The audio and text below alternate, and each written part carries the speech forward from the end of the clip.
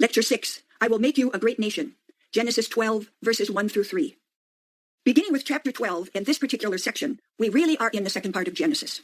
So Genesis is really made up of basically two parts. The first 11 chapters deal with interesting folklore, stories about no one in particular, which means everyone in general. As I mentioned, the story of creation is not simply the creation of ancient Israel. It's not simply the creation of Adam and Eve, of two people. It's the creation of everyone. And the story of the flood is not simply about Noah. It's the story of the human race. So what we have in the first 12 chapters are pretty much general stories about all people, not one specific people, not one specific place, and not one particular time in history. But beginning with chapter 12, we are focusing in on one people. Now, we're focusing in on Abraham, whose name has not yet been changed to Abraham. It's Abram. But it is the primary ancestor of Israel. So beginning with chapter 12 of Genesis and everything that unfolds afterward is a kind of, if you want to call it historical based, but it's stories about those people that Israel understands to be their ancestors, not everybody's ancestors, their ancestors. Now, that is not to say that what we have here is history. They may be historically based. For example, we will see that Abraham was probably a herder. Well, we know that ancient Israel's ancestors, many of ancient Israel's ancestors, early ancestors, were herders. We will see from this story as well that Abraham came from Mesopotamia. So ancient Israel traces itself back to Mesopotamia, not to Egypt. They did not come from Egyptians. They came from people of Mesopotamia as well as people in Canaan, but not Egyptians. So to that extent, we do have stories that are based somehow or other in history and also in geography. But it's not an historical narrative with details that are specific in that way that we understand history today. So we're beginning now with the beginning. But now again, it's the beginning of a people. Not just people generally, but a people, or if you want, a tribe. For sure, a family. Now, family in the ancient world, in a patriarchal society, means many generations. Not just mother, dad, and the kids, and maybe grandmother and grandfather when they get old. It really is many generations. So we will find that this family, in the broader sense of the term, are very interesting people. I want to concentrate on chapter 12, which is the first chapter in this section, and the first 3 verses of chapter 12. Once again, as with so much in the Bible, and particularly in Genesis, 3 short verses, very, very rich.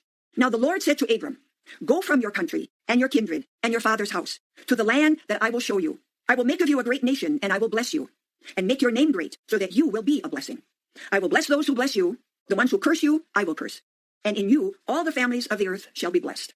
Now that's a very, very significant passage. First of all, a little bit about the word Lord. There is a great sensitivity to names in the Bible, and we are becoming more sensitive to names, particularly the name of God. Israel had a particular name for its God, and the name was Yahweh. However, early Jews and today's Jews, number one, never use that name, and do not write that name, do not print that name. Sometimes all they do is print, now this is what I'm speaking about, the translation into English. All they will do is print the consonants, but not the vowels. Or if they don't use that name, they will put the word G-D. They don't put the vowel in, so they're not really writing the name. In contemporary Roman Catholic translation, we don't normally use the name Yahweh. The Jerusalem Bible did, but in other translations, we respect the name of God. We don't use it. Instead of even translating that name, we use the word Lord. But Hebrew already has a word that means Lord, and that's Adonai. Now, when the Hebrew is Adonai, we in our Bible put the word Lord down. If the word is Yahweh, we use the word Lord, but it's all in caps. And so here, when I say, and the Lord said, looking at my translation, it's all in caps. And that tells me that what we're talking about here in that word is the personal name of God. Now that's significant, because that means that the story presumes that the one who called Abram is the God of Israel, is the God that Israel ultimately came to know as their God. We don't know when in history that the ancestors of Israel really came to an insight into that God. Most likely it was not with their earlier tradition, with their earliest ancestors. Most likely it was much, much later. But this knowledge of the unique God of Israel is read back into the story.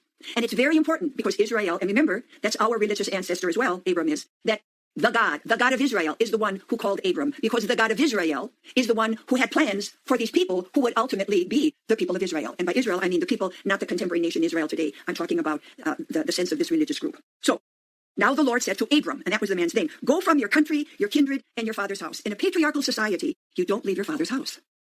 All right? And I mentioned that earlier. So to believe that some deity is calling you to leave your father's house is a very, very serious kind of a move to make. Only faith in that God would have him, if you want to use the word violate, to go against that very strong patriarchal custom. So leave your father's house. First of all, leave your country and your kindred and your father's house and go to a land that I will show you.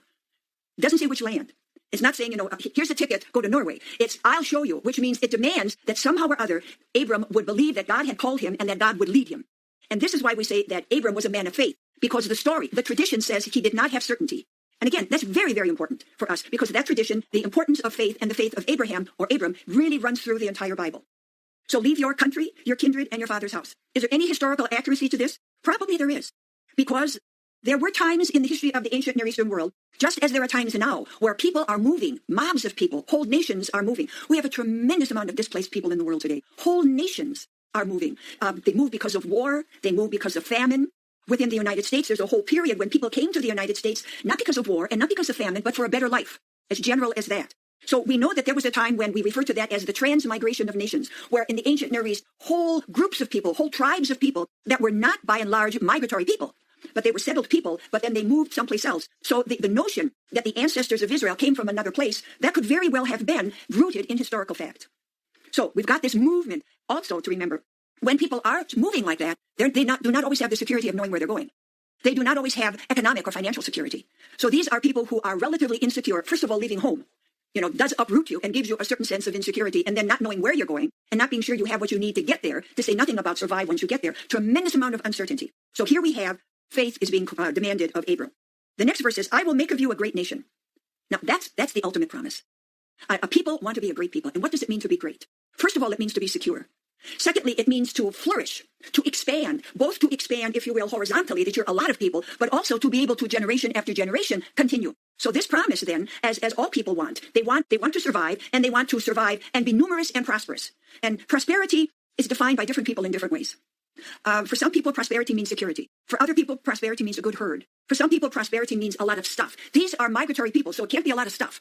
It could be herds. We're not quite sure. There are stories that would suggest that Abraham was a herder, which would also suggest why there is movement, because herders always follow their flock to new pasturage. So that could also suggest why there is movement. And also with herders, when you go to another pasturage, or better yet to say it, when you have pretty much finished in one pasturage, you got to move because there's not enough left, but you don't know what you're going to get. So there's always that kind of insecurity. But the promise is, I will make of you a great nation.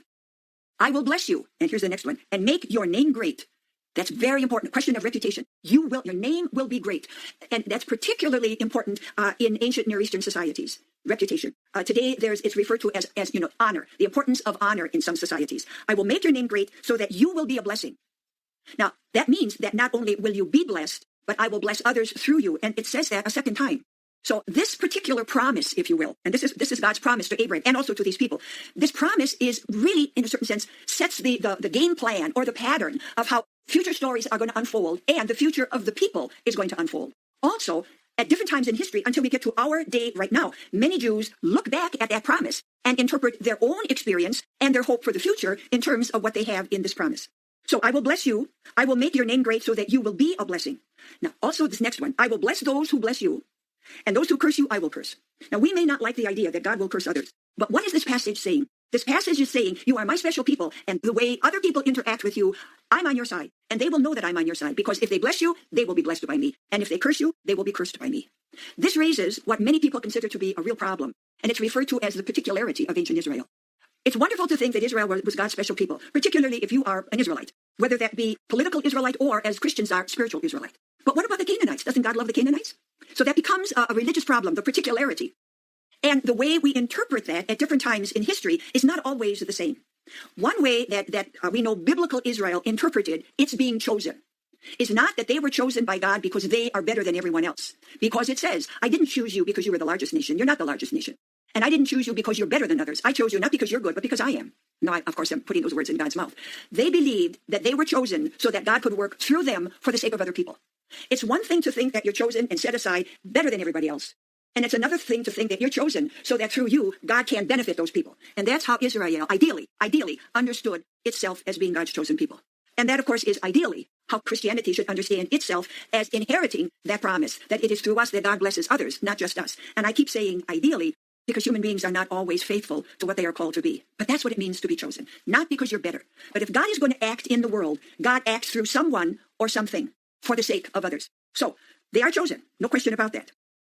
I will bless those who bless you, and the one who curses you, I will curse. And this last verse is also very important. It is, in a certain sense, summation. And in you, all the families of the earth shall be blessed. So once again, in just these first three verses, we've got a couple of times, twice, saying, it is through you that I will bless other people. Now, one should ask the question, how does that happen? How does God bless others through Abram or Abraham or the children of Abraham or ancient Israel? has God given the world something wonderful through these people? And Christians, of course, would say yes. Jews, of course, would say yes. Whether others would say yes is another question. But that's a very, very significant theological issue that continues to be debated. When I say Christians would say yes, we believe, of course, that the ultimate gift that we got is Jesus, who was a Jew. Besides that, here's where Christians would agree with the Jews. It is through the Jews that we came to know the God of Jesus Christ. It is through Jewish faith that even Muslims came to know, the great Allah. The insight into God that Christians and Jews and Muslims have is similar. With the exception, of course, that Christians believe that the ultimate manifestation of this God is Jesus. The Jews and the Muslims may not understand it that way. But the God of these three religions, it's the same concept of God. So we have been blessed through the Jews. So that's the call. So the call is leave your past and trust me, and I will lead you into the future. And in that future, as with all future, is not clear, but trust me. Now, of course, these are the implications of that. Trust me. And if you trust me, the whole world will be blessed through you.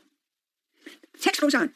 So Abraham went as the Lord had told him, and Lot went with him. Abram was 75 years old when he departed from Haran. So this indicates, the rest of this story indicates that Abram was a man of Mesopotamia, 75 years old. Numbers or age is a curious thing in the scriptures. It's a way of saying that this is a man of wisdom, not necessarily of old age, but of wisdom. Abram took his wife Sarah and his brother's son Lot and all the possessions that they had gathered and the persons with whom they had acquired in Haran, and the persons, so that means they had slaves. And they went forth to go to the land of Canaan. And when they had come to the land of Canaan, Abram passed through the land to the place of Shechem, to the oak of Morah. Now, if you sort of try to conceive of the map of Israel, if Mesopotamia, as you look at me, Mesopotamia and the Tigris and the Euphrates is here, and the land of Israel is here, and Egypt is here. Now, from Mesopotamia over to the land of Canaan and down, which would be Israel, and down the sea to Egypt, that's referred to as the Fertile Crescent. So if Abram leaves Mesopotamia, one of the major ways of leaving, going up to the north and then a little bit to the west, is over the Fertile Crescent. And otherwise you're going through desert, and they wouldn't go. They would go the caravan route. And so while it does not say that God said, I will lead you to Canaan, well, that's the route that he went. And that's where he would ultimately go into the land of Canaan, which today we would understand as part of that would be Lebanon, and then Israel, the land that is between the Mediterranean Sea and the River Jordan. So Abram then goes into Canaan. As we talk about the ancestors of Abram, as we talk about them, we must realize he's going into land that is already settled by someone else. The Canaanites live there. The stories about Abraham moving through the land of Canaan are all stories about peaceful negotiation. It's much later that we have stories about violent taking over of the land or occupation of the land. But as Abram moves through Canaan, the stories are basically either infiltration or entering into covenant. So what we have are peaceful negotiations with Abram. Now we must remember that this is the beginning story of a people who are promised by God two things that all nations need. Number one, they need people. Number two, they need land. So this is a story of how we got to where we are, the land, and how we got to be who we are, the people. Remember I said many of the stories in Genesis are stories about beginnings. How did we get to be who we are? How do you explain certain things? Those stories are called etiologies. They are explanatory stories. So this particular passage explains why they moved in the first place. They moved, according to the story, because God called them. According to a fact of history, they may have moved because of famine. They may have moved because they were herders and were following their flocks. They may have moved simply because of the transmigration of nations, or all of the above. What we know is they originated in one place in history, and they ultimately settled in another. Now, if they originated in Mesopotamia, they would bring Mesopotamian culture with them. They would bring Mesopotamian practices, and we should not then be surprised that many of the stories that were part of their culture in Mesopotamia are stories that we find in the traditions of Israel reinterpreted. One of the stories I've already pointed out, the story of the garden. That's very, very Mesopotamian. The story of the woman of the rib. That's a Mesopotamian story. That's not an Egyptian story. So if these people came, that's their origin. You don't leave your culture when you cross the line. The culture is in the people, and that culture then is brought with them and influences the way they retell the stories, the way they interpret how they are to live in the land, and for our purposes primarily, the way they understand God acting in their lives. This is a God who calls them out of the land to another land. So this is a God who wants the people to move, because this is a God who moves as well. Lecture 7. The Lord made a covenant with Abram. Genesis 15 and 17.